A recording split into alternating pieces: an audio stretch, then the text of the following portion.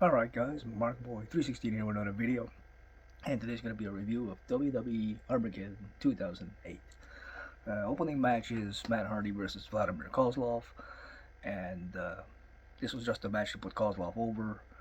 Uh, some good action in here. Matt Hardy hits a side effect for a near fall, tries to go for the twist of fate, gets countered.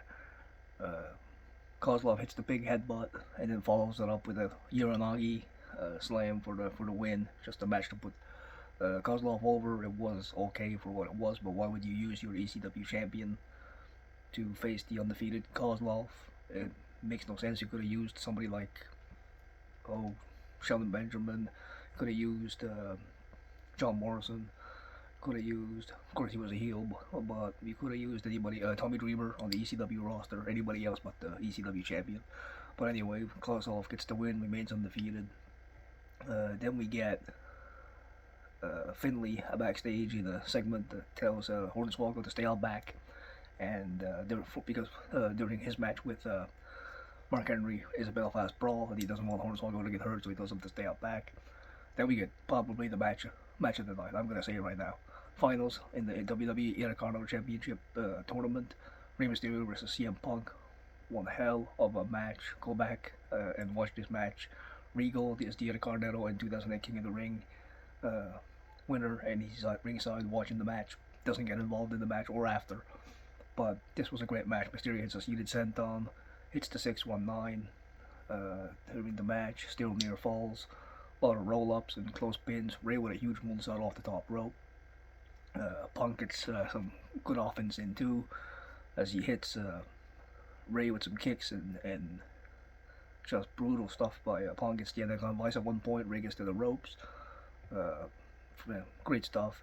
Finally ends with Ray going for a springboard like Hurricanrana, but gets caught, and Punk turns it into a GTS and nails the GTS for the win. 1, 2, 3. Punk's the number one contender for the Intercontinental title, and a great friggin' match of the night. They always had great matches together. This was obviously face versus face, and Mysterio got his nose broken on the GTS, legit like broken, and great freaking match though. Oh my god.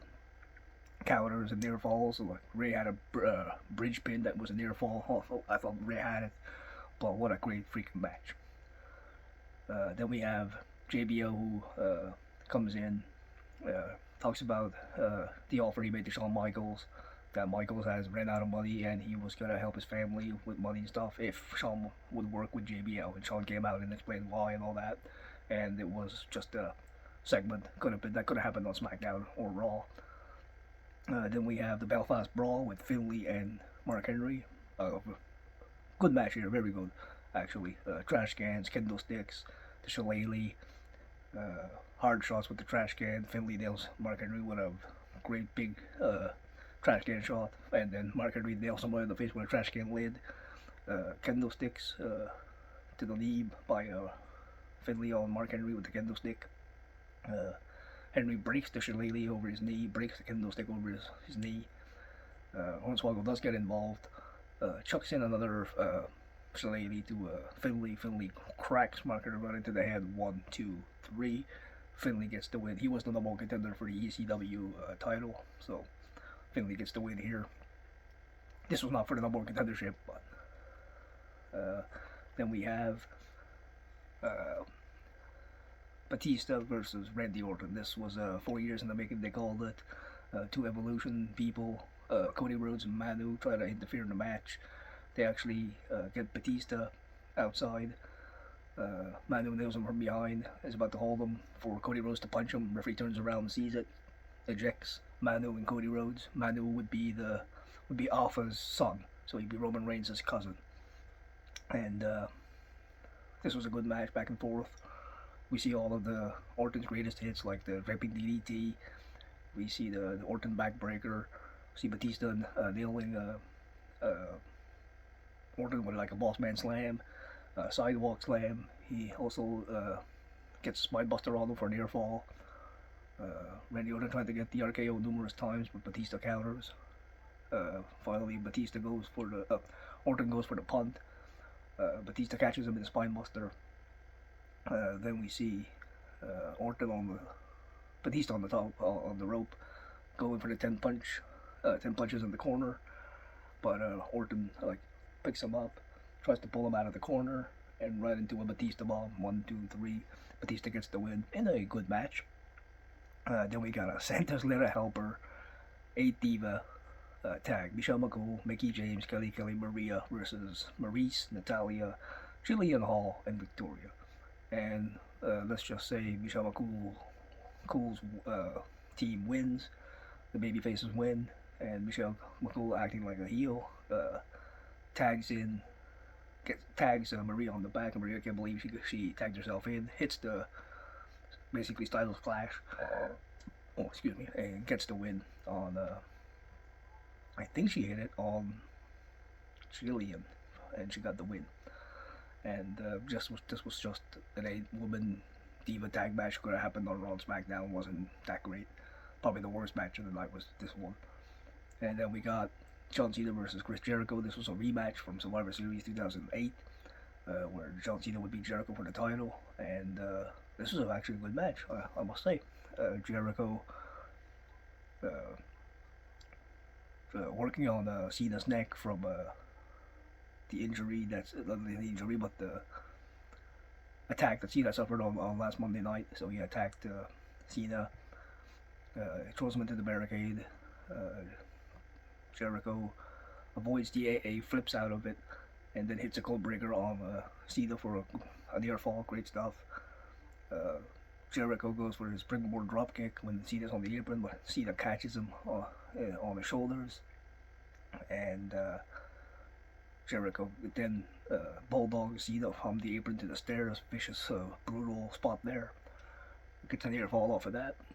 Jericho finally gets the walls of Jericho on Cena, but Cena somehow counters into the SDF, and Jericho taps out. But a good match. Cena hit his crappy leg drop off the top rope for a near fall, and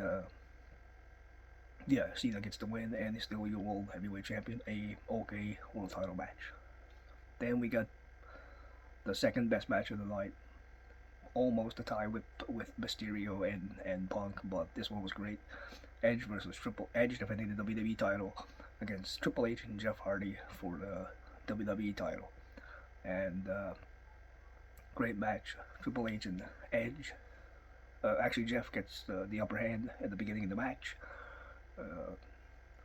Nails both Edge and Triple H with some flying forearms and stuff. Then a good spot in the match is where Triple H has Edge on his shoulders for electric chair spot, and Jeff hits the Whisper in the Wind off the top rope, takes out both Edge and Triple H. Another part of the match is where Triple H, there's 3 announce tables for ECW, SmackDown, and Raw.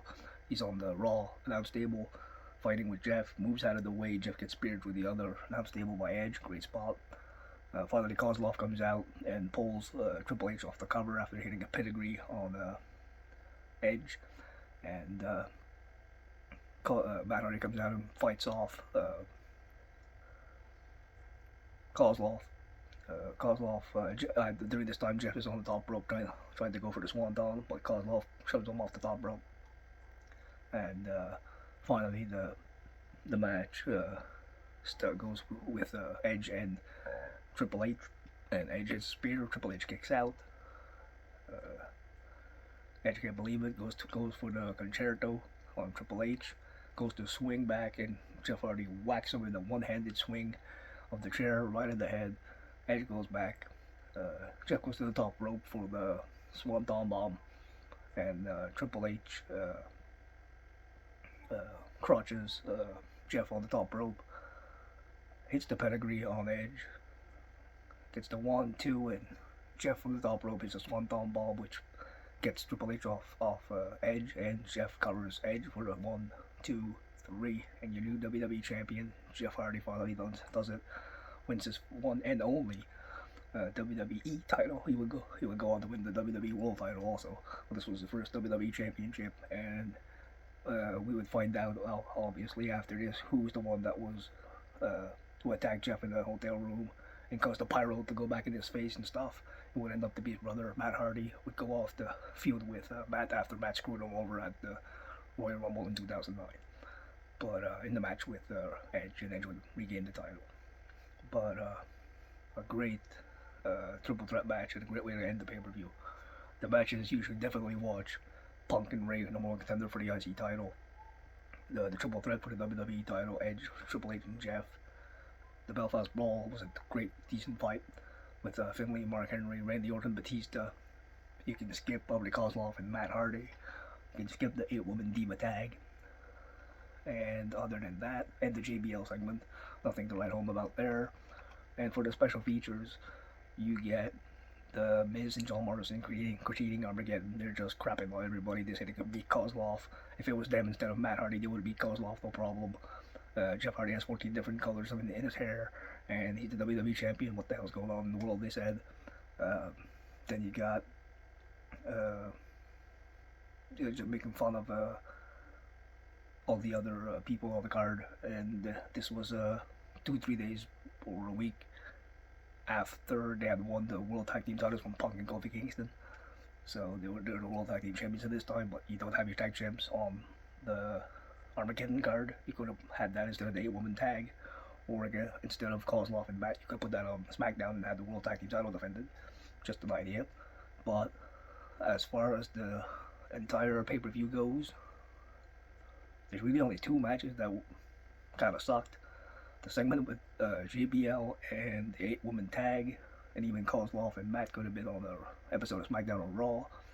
I'm gonna go 8.5 out of 10.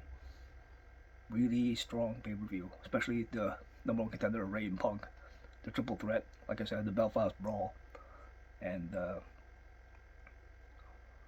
really enjoyed the Batista Orton match though. So yeah, fantastic pay-per-view, great stuff, great pay-per-view. 8.5 out of 10. Like I said, Armageddon right there. Those damn tabs, I hate them. I don't want to break the case though, but there's your artwork, Jericho with the keyboard, hitting the self-destruction button, I should say. But yeah, so this was my review of Armageddon 2008. Next review will be coming up, will be Unforgiven 2006, which is John Cena versus Edge in a TLC match. So stay tuned for that review. Yeah, awesome pay-per-view. Go check it out. Just to see Jeff Hardy win his first WWE title. The Punk Mysterio number one contender match, Batista Orton actually had a good match, and the Belfast Brawl was a good fun match. And yeah, very good pay-per-view, better than I had remembered. And thank you guys for joining me. I'll catch you guys in the next one.